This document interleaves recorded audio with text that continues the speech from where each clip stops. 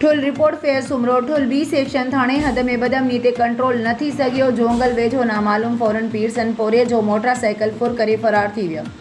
पोरिये सनाउल्ला पहोड़ पारां फुर थियल मोटरसाइकिल जी वापसी लाइ ॿारनि खे साण करे पूरे तरह में क़ुरान पाक घुमायो, लेकिन कंहिं बि न मञियो। मायूस थी करे बी सेक्शन थाणे आॾो क़ुरान पाक खणी एहतजाज कयो आहे। मोटरसाइकिल वापसि कराइण जो मुतालबो कयो आहे। पोरियत सनाउल्ला पहोड़ एहतजाज कंदे साफ़िन खे ॿुधायो त ॾोहारियुनि मूंखां फुर कयो आहे।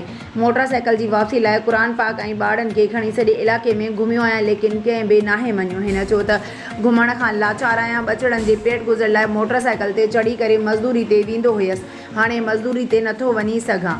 हिन चयो त पूरे तरह में क़ुरान पाक घुमाए मायूस थी करे थाणे आॾो एहतजाज कयो आहे। हिन DIG लाड़काणो ऐं SSP जे कमबाद खां मुतालबो कयो आहे त फुर कियल मोटरसाइकिल वापसि करे इलाइक़े में अमन अमान बहाल करायो वञे। वरना बगड़नि समेत एहतजाज कंदो रहंदुसि।